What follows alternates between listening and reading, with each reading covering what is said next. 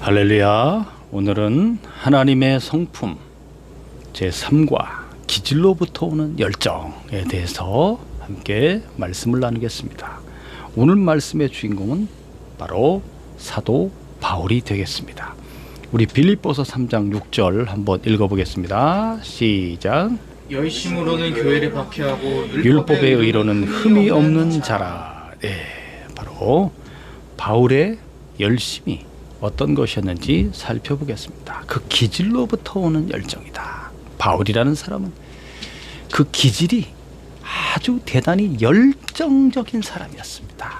아주 철저하고 그리고 아주 꼼꼼하고 자기 맡은 바 소임을 끝까지 잘 해내는 그런 아주 부지런하고 아주 둘째가라면 서러울 정도로 그 열심이 참 대단한 사람이었다는 것입니다.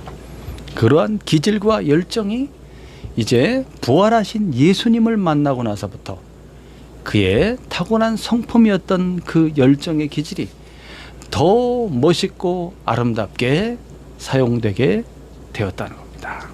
자, 여러분, 이 바울이라는 사람을 잘 알고 계십니까? 원래 본명은 사울입니다. 사울. 히브리어로 사울이라고 하죠. 사울이라는 그 말 뜻은 구하다, 요청하다라는 뜻입니다. 사울 하면 누가 생각납니까? 이스라엘에. 사울왕 생각나죠. 초대, 이스라엘의 초대 왕이었던 사울왕. 바로 그 사울 왕가의 집안이 되겠습니다. 이 사울이, 사도 바울이.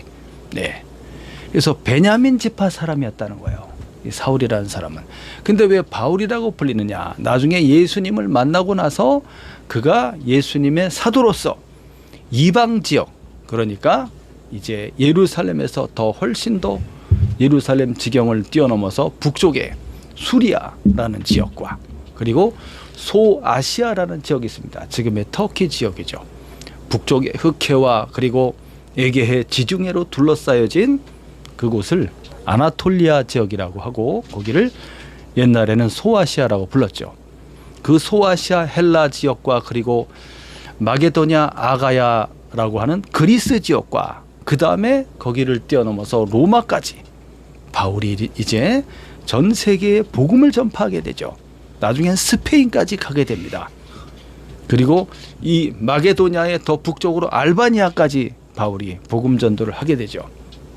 그래서 헬라 문화권과 그리고 라틴 문화권에 사울이라는 이름이 바로 바울이라는 이름으로 소개되는 것입니다. 같은 이름이에요. 사울이라는 히브리어의 이름을 이제 헬라어로 하면은 파울로스가 되죠. 라틴어로 하면 파울로스. 그게 사울의 이름을 이제 헬라어와 라틴어로 하면 그렇게 되는 겁니다. 그래서 바울이라는 이름으로 이제 불리게 되는 거죠. 그 파울로스라는 그 뜻은 뭐냐면 작은, 낮은이라는 그 형용사입니다. 그래서 바울의 그런 어떤 그리스도 예수의 사도로서의 참 겸손하고 아주 그런 작은 자의 그런 겸손한 모습을 바울이 보이게 되죠. 과거에는 아주 그냥 당당한 그런 의기양양한 율법에 아주 충실한 그리고 자기가 믿고 신앙하는 것에 대해서 반대하는 세력에 대해서 아주 맞서며 싸우는 그런 존재였죠. 그렇게 아주 강한 면을 갖고 있었던 바울입니다. 그런데 예수님 만나고서 매우 겸손하고 부드러운 사람으로 변화가 되게 됩니다. 바울이라는 사람의 모습을 한번 살펴볼까요? 바울은 태어나면서부터 로마 시민권을 가진 바로 그 소아시아 지역의 길리기아라는 곳의 다소에서 태어났습니다. 그리고 그의 부모는 이제 철저히 유대의 율법주의자로서 바리새파로서 이제 아들 사울이 태어났을 때 8일 만에 성전에 가서 할례를 행할 정도로, 할례는 이제 아브라함의 후손들이 하는 거 아닙니까? 율법적으로. 그래서 그 정도로 순수하게 경건한 그런 율법주의자 가문에서 이 바울이 태어나게 되는 거죠. 그래서 어려서부터 그는 이 구약 성경 율법의 말씀에 대해서 잘 배웠던 겁니다. 그리고 아까도 말했지만 이제 베냐민 지파, 이스라엘의 순수 혈통을 가진 베냐민 지파에 속한 유대인이며 종교적으로는 바리새파에 속해 있고 어려서부터 난지 8일 만에 할례를 받을 정도로 그런 경건한 유대인의 집에서 태어났으며 또한 이 바울이라는 사람은 어려서부터 당대 최고의 율법학자인 가말리엘이라는 사람의 밑에 들어가서 이제 율법학교죠. 거기서 바리새파의 모든 율법 교육을 받게 됩니다. 쉽게 말하면 랍비 학교에 들어가서 랍비가 되는 코스를 밟게 되는 거죠. 신약 성경에서는 서기관이라고 나오죠. 그 서기관 학교에서 당대 최고의 이제 율법학자 이 가말리엘은 힐렐 학파의 바리새파 중에 힐렐 학파의 최고봉에 있는 사람입니다. 이 힐렐이라는 사람은 가말리엘의 할아버지가 되겠습니다. 자, 그래서 이 바리새파에는 크게 두 개의 학파가 있어요. 지금 여기서 말하는 힐렐 학파는 뭐냐면 이 성경 율법의 해석을 좀 폭넓게 자유롭게 해석하는 자유주의 학파가 되겠고, 율법을 아주 그냥 문자적으로 아주 그냥 보수적으로 해석하는 그런 학파는 샴마이 학파가 되겠습니다. 어쨌든 간에 당대 최고의 서기관 그리고 랍비 학교의 그리고 바리새파의 최고의 율법학자인 가말리엘 밑에서 이 훈련을 받은 사람입니다. 그리고 또 가말리엘은 예수님과도 관계가 있어요. 이제 그래서 공회원이었습니다. 산헤드린 공회원. 이스라엘의 종교적으로 최고의 그런 의결 기관인 산헤드린이 있지 않습니까? 거기 공회원이었어요, 이 가말리엘이. 그래서 예수님을 십자가에 못 박아 죽이는데 막 난리를 칠 때, 그리고 그렇게 할 때 가말리엘은 뭐라고 말합니까? 좀 더 지켜보자라고 유하게 했던 사람이 되겠죠. 자, 그래서 이 바울은 그렇게 율법의 교육을 철저히 받으면서 그러면서 이 율법이라는 것은 뭐냐면 구약 성경만을 말하는 것이 아니라 구약 성경에 하라 하지 말라고 한 여러 가지 계명들을 갖다가 각 그룹별로 구분해서 이제 618개의 새로운 그런 율법을 더 세밀하게 이제 갖다 붙였어요. 그거를 장로의 전통이라고 하죠. 이 성경에 나오는 율법을 실생활에 어떻게 하면 이거를 잘 적용해서 실천할 수 있을까라는 측면에서 생각해 갖고 이제 많은 율법 학자들이 연구해서 이제 어떻게 했습니까? 성경에 나와 있는 그런 계명보다도 더 많은 범주의 계명을 이 사람들이 만들어낸 거예요. 그게 613가지인가요? 예. 더 많은 율법을 이제 만들어내게 되는 거죠. 자, 그래서 그런 율법들을 지키는데 흠이 없을 정도로 그렇게 아주 열심히 했던 거예요. 모든 생활 속에 600개가 넘는 그런 조항들을 다 기억할 수 있겠습니까? 그걸 다 기억하고 이제 세밀하게 지켜내는 그런 사람이었던 거죠. 자, 그래서 당시 이스라엘 사회에 유대인들 사회에서 예수님에 대한 오해가 있었습니다. 예수님에 대한 오해. 그리고 예수님에게로부터 나타나는 하나님의 아들로서의 권능과 능력에 대해서 시기하는 마음이 있었죠. 누가요? 유대 사회를 지배했던 지배층들이. 그게 종교적인 바로 그런 사람들입니다. 종교인들이죠. 예를 들면 대제사장 그룹이라든지 바리새파 사람 서기관이라든지 이 사람들이 사두개인이라든지 이 사람들은 예수님에 대해서 가장 싫어했던 것은 뭐냐면 예수님은 분명히 인간이고 사람의 모양을 하고 있고 갈릴리 나사렛 출신인데 그가 하나님의 아들이라고 하는 것에 대해서 믿을 수가 없었던 겁니다. 그리고 예수님이 이제 율법을 파괴한다고 생각했어요. 왜냐하면 안식일 날 병든 사람을 치유했기 때문입니다. 일부러 저 사람이 안식일을 일부러 범하면서 저렇게 하는 것이다. 왜 꼭 병자를 안식일 날 고치느냐? 그 전날 해도 되고 그 다음날 해도 되는데 지금 시급한 것은 저 병든 사람이 고통 중에서 이 하나님의 자녀가 고통 중에 있는 그것을 하나님의 아들인 예수님은 긍휼과 자비와 사랑으로서 그 고통 중에 있는 그 사람을 바로 해방시켜 줘야 되는 그런 강렬한 사랑과 자비와 은혜를 베풀 줄 아는 그런 분이었던 겁니다. 그래서 그 사람도 자유롭게 하고 병에서 해방을 받고 고침을 받고 귀신에게서부터 이제 깨끗하게 되어서 건강하게 되어서 어디로 갑니까? 그 사람도 안식일 날 성전으로 들어가서 하나님 아버지를 만날 수 있도록 그 길을 열어주는 분이 예수님이었던 겁니다. 그런데 그것을 오해하면서 율법을 이제 지키지 않는다. 율법을 깨뜨린다. 이렇게 오해했고 그 다음에 예수님이 이제 성전에서 막 장사하는 사람들을 어떻게 했습니까? 다 내쫓아버리지 않았어요. 왜 하나님의 집을 강도의 소굴로 만들었냐. 하나님의 집은 만민의 기도하는 집이다. 이렇게 하면서 그들을 쫓아냈을 때 그게 바로 대제사장들이 그 성전 안에서 이제 드릴 제물들을 거기서 팔지 않습니까? 양이나 소나. 그런 걸 팔 때 이제 성전에서 쓰는 돈으로 바꿔서 그걸 사야 되는 거죠. 먼 나라에 흩어진 유대인들이 예루살렘으로 와서 이제 편하게 거기서 제물로 드릴 양이나 염소, 송아지, 염소를 사는 거죠.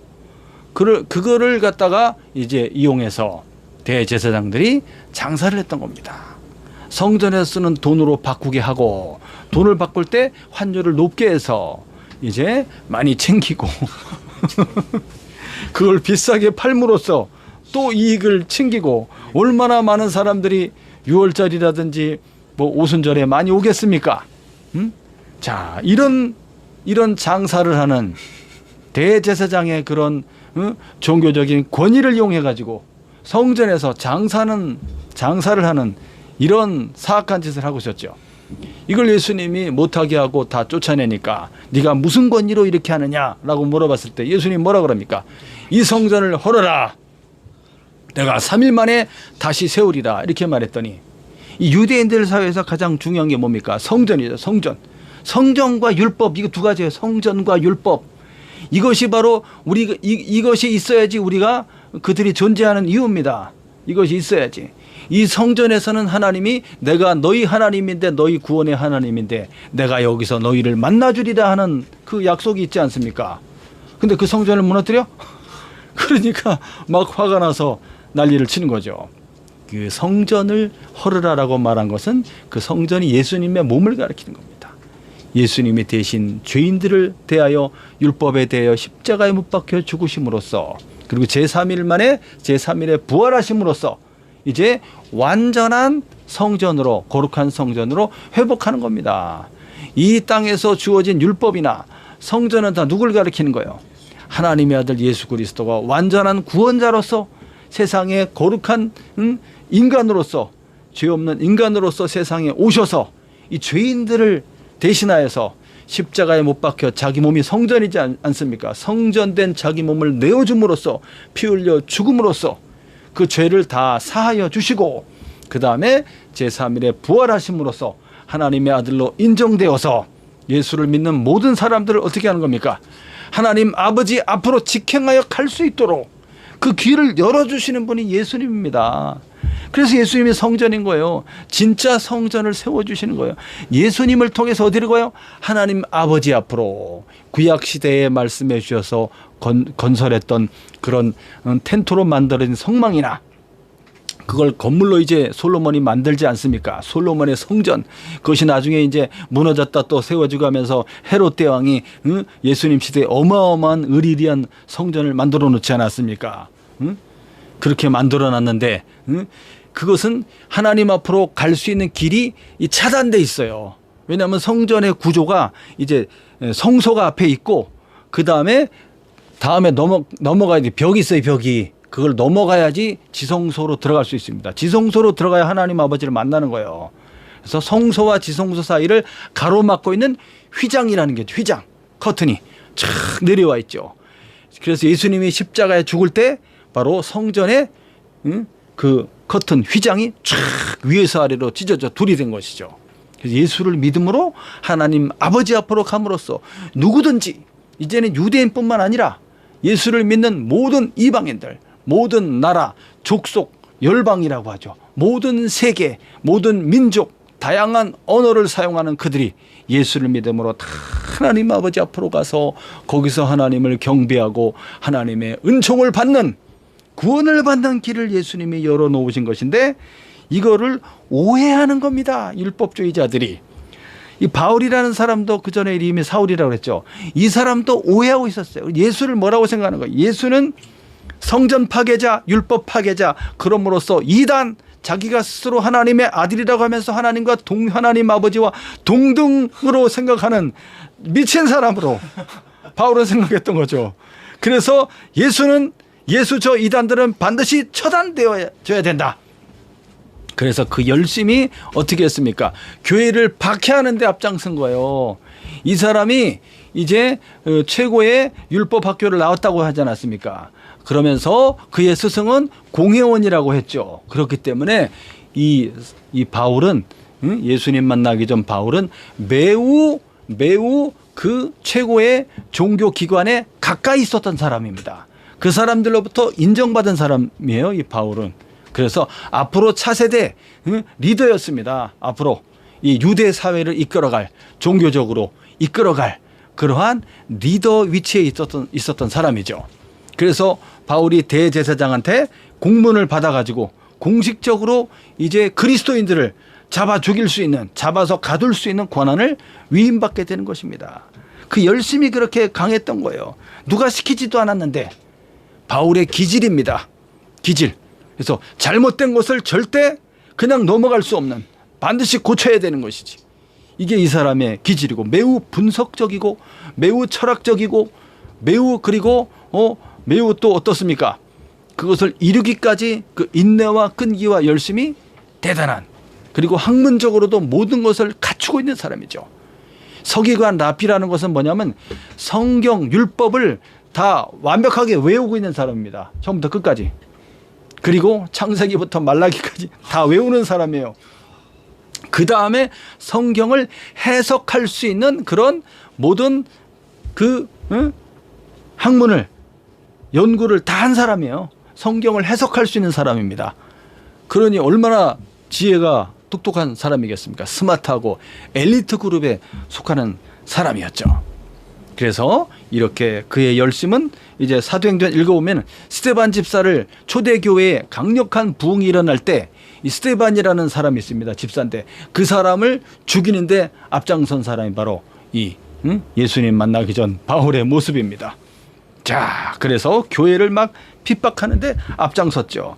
그랬던 사람이 어느 날 한순간에 자기가 믿어왔고 신봉해왔던 그런 율법주의를 버리게 됩니다. 그 사건이 뭐냐면 바로 다메섹으로 가는 길에, 여기 그림에 나와 있죠. 다메섹이라는 곳은 어디냐면은 예루살렘에서부터 3페이지에 보시면 예루살렘에서부터 240km 떨어진 곳입니다. 북쪽으로 저 멀리. 그래서 핍박이 일어나서 예루살렘에 있던 그리스도인들이 다 흩어지게 됩니다. 사방으로 흩어지면서 쫙 북쪽 다메섹까지 가게 되죠. 가는 곳마다 이제 복음이 전파되게 되죠.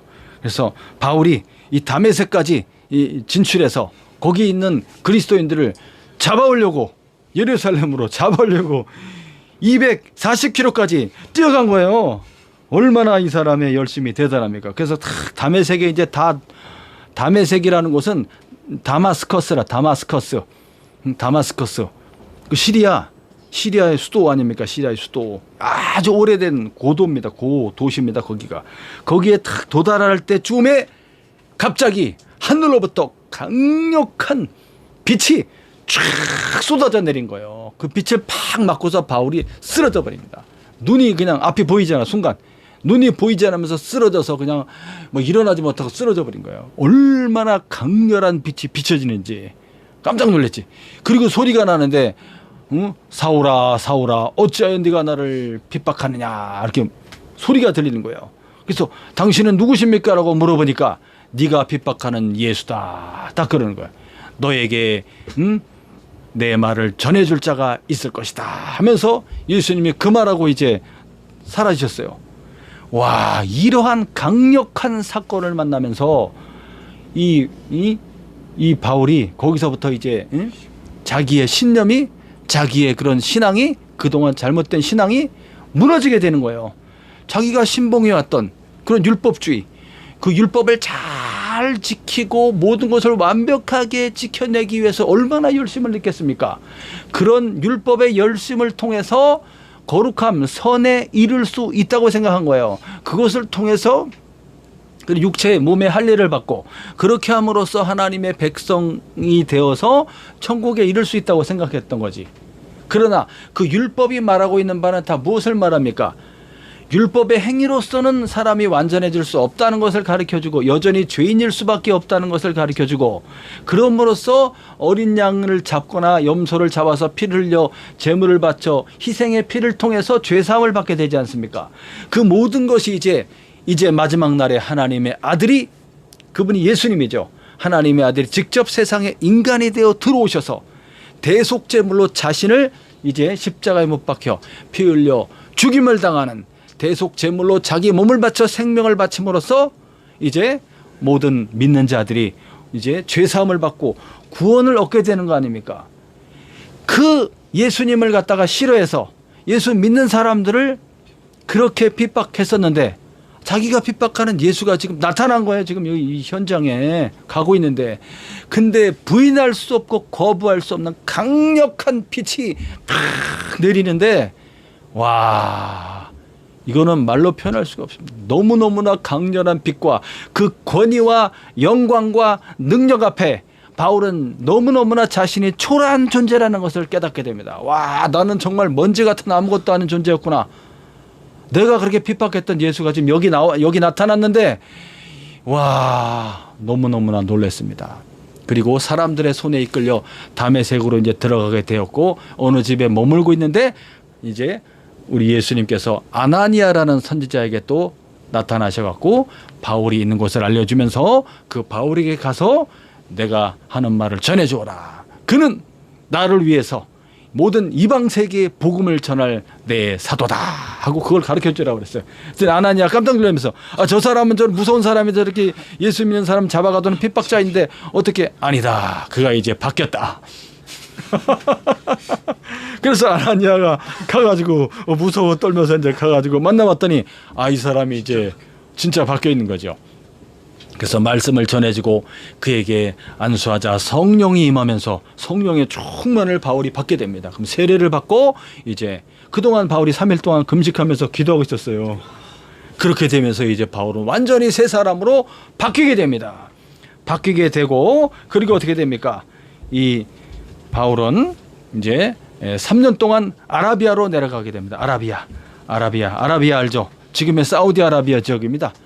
아라비아 쪽으로 쫙 내려가서 거기서 광야에서 3년 동안 머물면서 하나님과 이제 깊은 영적인 교제를 하면서 하나님의 계시의 말씀을 이제 그의 마음속에 쫙 비춰주어서, 성령의 빛을 비추어서 이 모든 구약의 율법과 예수 그리스도 복음에 대해서 완벽하게 깨닫게 하는 것입니다.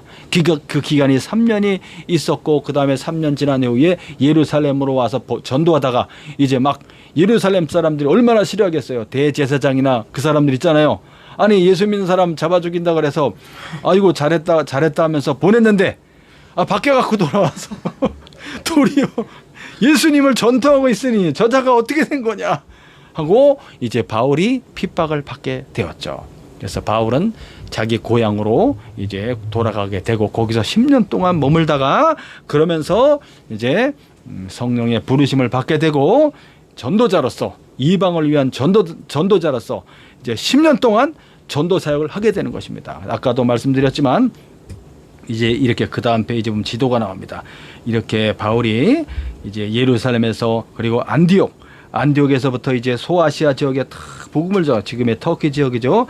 다 복음을 전하고 그 다음에 이제 그리스 지역, 마케도냐, 에게 지역으로 건너가서 복음을 다 전하고 이제 마지막엔 로마까지 가게 돼서 바울이 로마 이제 도시에 입성하게 되는 겁니다. 로마에서부터 이제 감옥에 갇히게 되고, 감옥에 갇혔을 때 오늘 보고자 하는 말씀, 빌립보서 말씀을 쓰게 되는 거예요. 로마 감옥에 있을 때 빌립보서 말씀을 쓰게 되고 감옥에서 2년간 있다가 잠시 풀려나게 됩니다. 풀려나게 됐을 때 한 2년 정도 이제 1년에서 2년 정도 바울이 다시 복음을 또 전파하게 되는데 아까도 말했지만 이 마게도니아 더 북쪽으로 알바니아까지 가서 복음을 전하고 그 다음에 이렇게 여기 이탈리아 남쪽에 시실리아 섬 있죠. 시실리아 섬을 비롯해서 이런 여러 섬들에게도 복음을 전하게 되고 그 다음에 여기 지도에는 안 나와 있지만 더 왼쪽으로 가면은 스페인까지 가서 복음 전도를 하게 되는 것입니다. 이렇게 사도 바울이 강력하게 이제 변화되어서 복음을 전하게 되는 것이죠. 오늘 바울의 열정이 어떻게 소개되고 있는지 한번 말씀을 한번 읽어보겠습니다. 빌립보서 3장 1절부터 시작. 끝으로 나의 형제들아 주 안에서 기뻐하라. 너희에게 같은 말을 쓰는 것이 내게는 수고로움이 없고 너희에게는 안전하니라. 개들을 삼가고 행악하는 자들을 삼가고 몸을 상해하는 일을 삼가라. 빌립보서를 바울이 로마 감옥의 마지막에 있을 때 썼다고 했습니다. 빌립보라는 지역은 어디냐면 이제 바울이 소아시아 지역에서 복음을 전하다가 성령께서 이제 환상을 보여주면서 마게도니아 사람이 이렇게 건너와서 도와달라고 하는 환상을 보게 됩니다. 그래서 하나님의 뜻으로 알고 바울이 계속 아시아에 복음을 전하려고 하다가 유럽으로 건너가게 됩니다. 그 배를 타고 건너간 그 마게도니아의 첫 성이 빌립보 성이었습니다. 가서 거기서 그냥 핍박을 많이 받고 바울이 심하게 두들겨 맞고 감옥에 갇히게 되죠.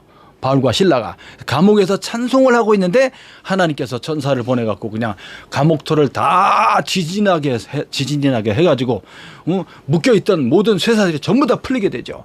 그리고 감옥문이 다 열려버리게 됩니다. 그러면서 간수가 그걸 보고서 놀래갖고 자결을 하려고 했을 때 바울이 우리는 도망가지 않고 여기 있다 하면서 복음을 전도하게 되죠.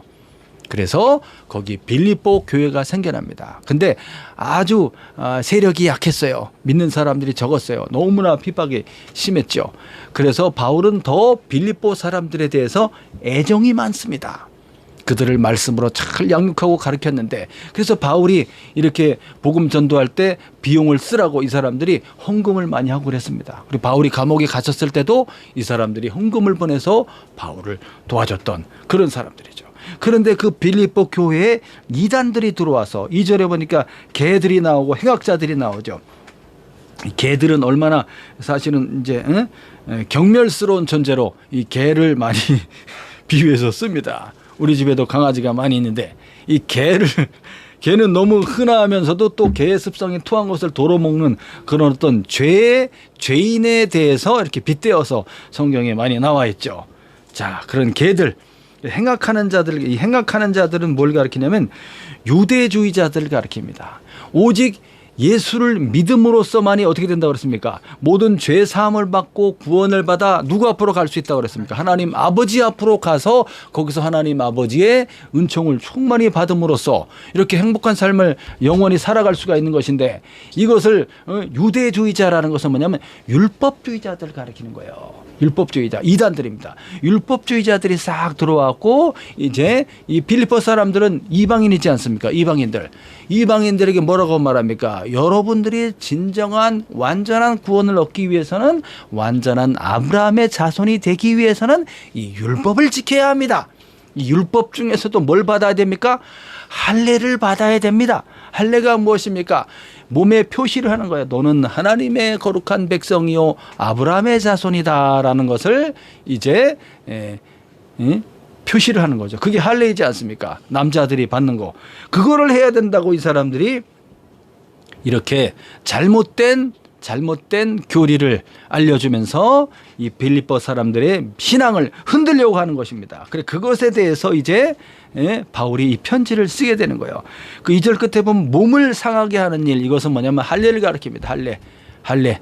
신체의 한 부분을 이렇게 표피를 베어서 피를 흘리김으로써 할례 받는 것을 가리키는 겁니다.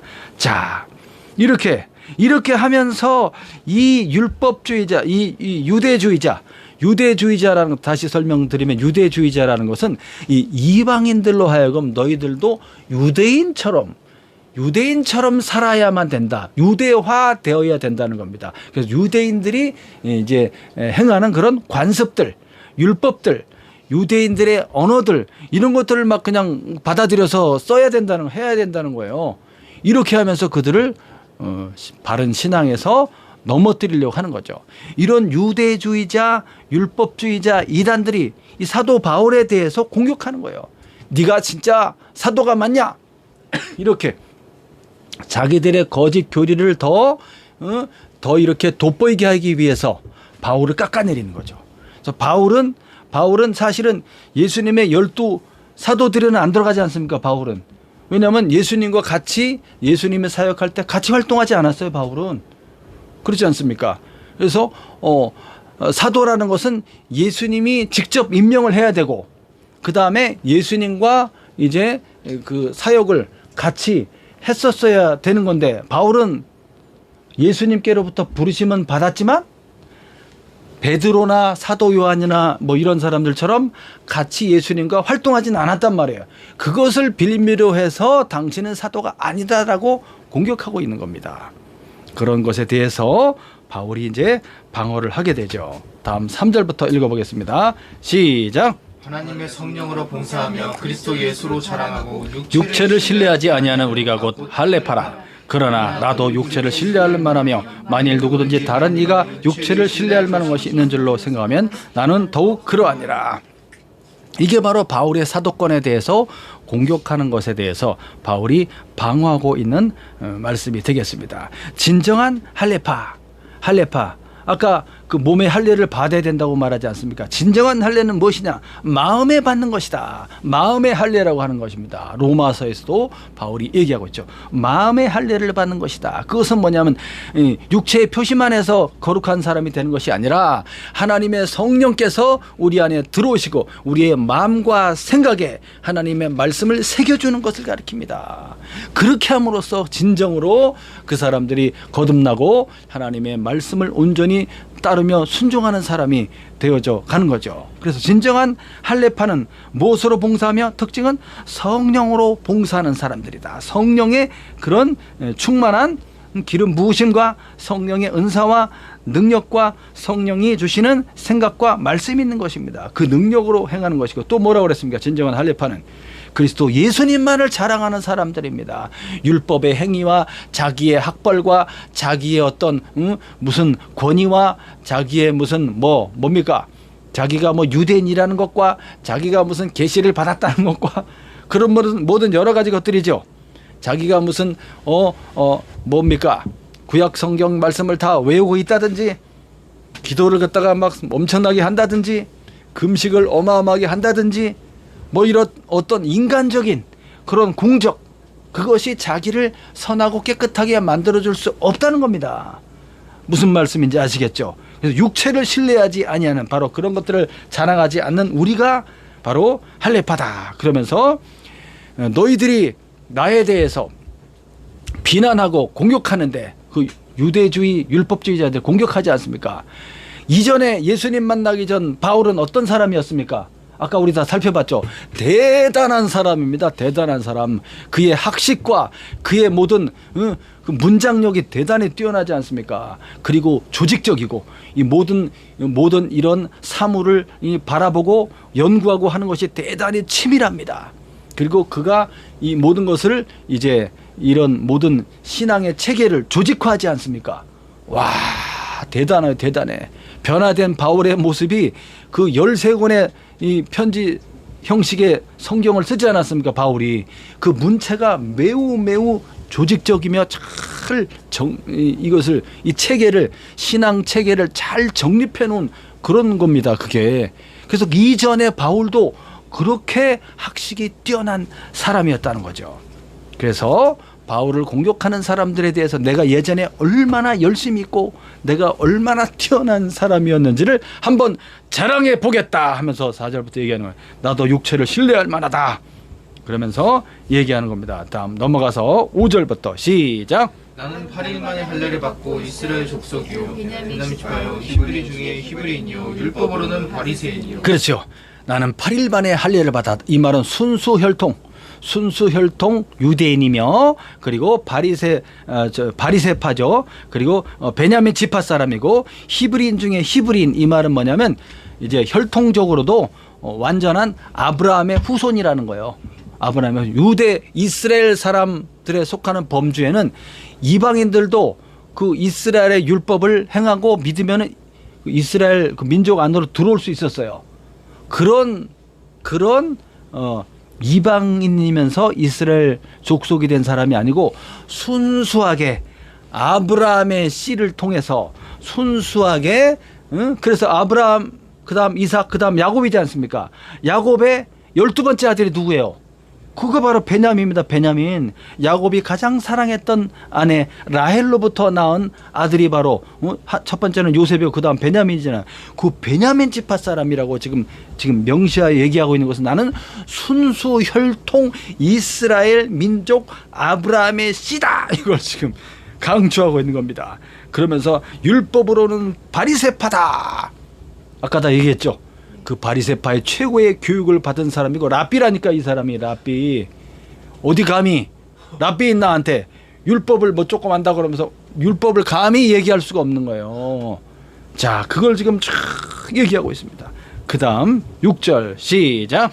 열심으로는 교회를 박해하고 율법의 의로는 흠이 없는 자라. 그렇죠. 율법의 의로는 나만큼 이렇게 율법을 많이 알고 그리고 그 율법을 갖다가 생활 속에서 그냥 실천하여서 지킨 사람이 없다라고 할 정도로 자신 있고 당당하게 말하는 거예요. 지금 예수님 만나기 전에 그랬다는 거예요. 그리고 열심으로는 너희들이 뭐 열심히 있어? 율법주의자? 내 열심을 말해볼까? 네, 열심 교회를 박해하는데 앞장섰던 사람이죠. 누굴 죽였습니까? 그 유명한 초대교회 어마어마하게 대단했던 강력한 기적과 능력을 나타내며 성령의 충만을 받고 그리스도 예수의 복음 진리의 말씀을 잘 가르쳤던 스데반 집사를 돌로 쳐 죽이는데 앞장선 거 아니에요. 여기 보면은 이렇게 그림에 나와 있죠. 밑에 보면 그 밑에 중간에 보면 여기 뭐 옷까지 들고 있는 사람이 이 사람이 바울이에요. 바울. 이 사람이 주동자입니다. 주동자가 주동자 앞에 이제 여기 이제 돌 맞는 사람이 스데반이고 스데반을 죽이려는 사람들이 자기의 옷을 벗어서 사울이라고 하는 청년 앞에 옷을 벗어서 갖다 놨습니다. 자, 이 정도로 교회를 핍박하는데 앞장섰고 아까 봤지만 어디까지 갔다 그랬어요? 북쪽으로 240km 떨어진 다메섹까지 가서 그 주변까지는 다 잡아 가둔 거예요. 다메섹까지 가서 이제 거기 믿는 사람들도 그냥 잡아가두려고 갔다가 거기서 예수님 만나게 된 거죠. 그래서 이렇게 열심히 있는 사람이라는 것을 바울이 증명하고 있습니다. 그러나 7절부터 시작. 그러나 무엇이든지 내게 유익하던 것을 내가 그리스도를 위하여 다 해로 여길 뿐더러 또한 모든 것을 해로 여김은 내 주 그리스도 예수라는 지식이 가장 고상하기 때문이라. 내가 그를 위하여 모든 것을 잃어버리고 배설물로 여김은 그리스도를 얻고 내가 가졌던 그동안의 그 모든 학식과 지혜와 철학과 가치관과 그리고 율법과 내가 그 율법을 지키기 위해서 쌓아왔던 그 모든 선한 행위들에 대해서 다 뭘로 여겼다고 그랬습니까? 배설물로 여겼다. 이 배설물은 원에 개에게 던지는 똥이나 음식 찌꺼기나 쓰레기를 가리킵니다. 그렇게 여겼다는 거예요. 자기가 쌓아왔던 그 모든 것들은 구원을 얻는데 아무런 효력이 없다. 그저 죄인인 것만을 증명할 뿐이지. 그러니까 형식적인 율법주의가 자기를 포장하는 데는 능할지라도 그렇게 좋은 선한 행위를 많이 하니까 사람들이 볼 때는 어우 거룩한 사람이구나 라고 말하지만 그는 여전히 벗어날 수 없는 죄 가운데 욕망 가운데 몸부림치는 그런 죄인이라는 것을 바울은 알고 고백했던 겁니다. 그 죄에서 벗어나는 길은 뭐밖에 없다. 오직 예수 그리스도.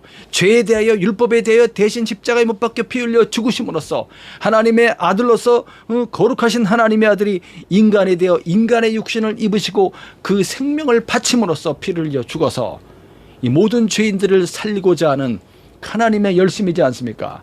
그 하나님의 선한 거룩한 마음을 그 뜻을 따라서 하나님의 아들이 순종하여 세상에 들어와서 자기 몸을 바치고 희생하여 죽는 고통 가운데 처절하게 죽는 예수 그리스도의 모습, 그 예수라는 지식이 가장 고상하다. 고상하다는 말은 뭐냐면 최고의 탁월한 경지에 있는 그런 지식을 가르칩니다. 그렇기 때문에 율법은 저 초등학생들이나 배우는 초등학문인 거예요. 진짜 고등학문은 무엇입니까? 예수 그리스도라는 것이죠. 그동안 자기가 그렇게 숭배해왔던 그런 율법의 지식은 뭡니까? 초등학문에 불과했다는 것이에요. 그 율법을 통해서 어디로 가야 됩니까? 고등학문인 예수 그리스도를 만나는 데로 가야 된다는 거예요. 그것을 율법이 가르쳐주고 있었는데 율법의 형식주의에 빠져 있다 보니까 그 하나님의 진정한 뜻을 깨닫지 못하였던 거죠. 그래서 그 당시에 많은 사람들이 예수님을 오해해서 시기하고 오해해서 예수님을 십자가에 못 박아 버렸던 것이죠. 그것에 대해서 처절하게 깨달으면서 바울은 회개한 것입니다. 회심하고 돌아와서 예수를 아는 것이 가장 고상하다는 것을 지금 이제 간증하고 있는 것입니다. 그래서 나는 이 모든 것들을 배설물로 여김으로써 누구를 얻는다? 그리스도 예수를 얻는다. 이것이 더 중요하다는 것입니다. 그 다음 9절부터 시작. 그 안에서 발견되려 함이니 내가 가진 의는 율법에서 나는 것이 아니요 오직 그리스도를 믿음으로 말미암은 것이니 곧 믿음으로 하나님께로부터 난 의라. 내가 그리스도와 그 부활의 권능과 그 고난에 참여함을 알고자 하여 그의 죽으심을 본받아 나는 그 안에서 발견되기를 원합니다. 내가 가진 의는 결코 율법에서 그 율법을 지키는 선한 의지와 행위에서 난 것이 아닙니다. 오직 예수를 믿음으로 나를 대신하여 그 모든 율법을 완성하시고 율법의 마침표를 찍으신 예수 그리스도를 믿음으로써만이 내가 의롭게 되는 것입니다. 예수 그리스도의 그 거룩한 피의 옷을 입음으로써 하나님 아버지가 내 죄를 보지 않는 것입니다. 하나님 아버지께서 예수를 믿음으로 거룩한 예수의 옷을 입은 우리들의 그 모든 죄악을 기억하지 아니하시는 겁니다. 그것을 하나님이 주시는 의라고 하는 거예요. 우리의 죄를 다 들춰내면 죄인 아닌 사람 어디 있어요? 다 죄인이죠. 그럼에도 불구하고 예수 그리스도의 그 희생하신 예수 그리스도의 그 피 뿌리심을 받은 우리에 대해서 우리의 죄악을 다시는 들춰내지 않는다는 것입니다. 이게 바로 하나님 아버지께서 주시는 거룩함을 입는 것입니다. 그렇게 된 사람을 가리켜서 의인이라고 말하고 그 사람을 가리켜서 하나님의 자녀라고 말하고 그 사람을 가리켜서 그리스도 예수 안에서 하나님의 나라를 상속받을 상속자라고 말하는 것입니다. 그렇기 때문에 바울은 믿음으로 말미암아 하나님께로부터 의롭다 하심을 내가 받았다라는 것을 지금 말하고 있는 것이며, 그리고 나는 그리스도 예수와 이제 연합해서 그리스도의 부활의 권능을 알고 싶습니다. 그리스도 예수의 죽으심과 연합해서 그리스도의 죽으심의 의미가 뭔지를 알기를 원합니다 하고 지금 고백하고 있는 거예요. 내 육체의 욕망과 육신적인 모든 것들은 예수 그리스도께서 십자가에 죽으실 때 나도 육체와 함께 내 정과 정욕과 욕망이 이 죄를 짓고자 하는 죄의 본성이 그리스도와 함께 내가 죽었다라는 것을 고백하고 있는 것입니다. 예수님과 함께 우리의 육신과 욕망이 함께 십자가에 못 박혔음을 믿을 때 그리스도와 함께 죽는 놀라운 그런 능력이 나타나게 됩니다. 이것이 그리스도와의 죽으심의 연합입니다. 그렇게 되면 그 다음에 무엇이 일어나냐면 그리스도의 부활의 권능이 나타나게 되는 거예요. 그럼으로써 옛사람은 죽었고 이제는 어떻게 된 겁니까? 새 사람으로 예수 안에서 새롭게 살아서 새롭게 하나님의 거룩한 의를 향하여 출발하는 사람이 됐다라는 것을 믿는 것이 부활의 권능입니다. 그리고 바울은 특별히 복음을 전하는 그런 환경 가운데 많은 핍박을 받았다고 그랬죠. 바울이 어떻게 보면 예수님보다도 더 많은 핍박을 받았어요. 이 바울이 매를 맞고 40에 하나 감한매 39대 맞는 것을 다 3번이나 맞았고, 그리고 돌에 한 번 맞았고 맞아 죽을 뻔했고, 그리고 복음 전도로 다니다가 어떻게 됐습니까? 풍랑 만나서 그냥 배가 10번이나 파산해갖고 10번이나 바다에 빠져 죽을 뻔했고, 얼마나 고생을 많이 했어. 헐벗고 굶주리며 매를 맞고 배고프고 춥고 그런 고난을 당하면서도 특별히 동족 유대인들에게 받는 고난을 통한 그 마음의 고통이 너무나 컸다라고 말하고 있습니다. 그러나 그 죽음과 같은 그런 고난의 환경 속에서 바울은 피하지 않고 어떻게 했습니까? 차라리 죽을지언정 자기의 몸을 그리스도와 함께 죽는 길로 던졌다는 거예요. 왜? 부활의 권능이 나타나는 것을 또 경험하기 위해서 피하지 않고 막 불 속으로 들어가는 겁니다. 그렇게 할 때 어떻게 됐습니까? 정말 죽음 가운데 불 가운데서 살아나는 놀라운 예수 그리스도의 부활의 권능이 능력이 임하였던 겁니다. 그래서 바울을 또 죽음 가운데서 건져내 주죠. 고난 속에서 건져내 주심으로써 그가 또 다음 길을 갈 수 있도록 그렇게 열어 주셨던 겁니다. 그런 부활의 권능과 고난에 참여함을 내가 알기 위해서 그의 죽으심을 본받아. 그 다음 11절부터 시작. 어떻게 해서든지 죽은 자 가운데서 부활에 이르려 하느니 내가 이미 얻었다 함도 아니요 온전히 이루었다 함도 아니라 오직 내가 그리스도 예수께 잡힌받은 그것을 잡으려고 달려가노라. 형제들아 나는 아직 내가 잡은 줄로 여기지 아니하고 오직 한 일 즉 뒤에 있는 것은 잊어버리고 앞에 있는 것을 잡으려고 표대를 향하여 그리스도 예수 안에서 하나님이 위해서 뿌리신 부름의 상을 위하여 달려가노라. 그렇죠. 죽은 자 가운데서 부활에 이르려 하노라. 이러한 강력한 부활의 권능을 맛보기를 원하여서 그가 달려가고 있다는 것입니다. 지금 감옥에 갇혀서 이걸 쓰고 있는 거예요. 감옥에 갇혀 있지만 언젠가는 또 풀려나게 되면 어떻게 하겠다는 거예요. 주와 복음을 위해서 내 목숨을 아끼지 않고 던지면서 나아가겠다는 것입니다. 그 열심이 얼마나 대단합니까? 그전에도 열심히 있었지만 예수를 만나고 나서부터는 부활의 주님을 만나고 나서부터는 그 열심이 또 어떻게 됐어요?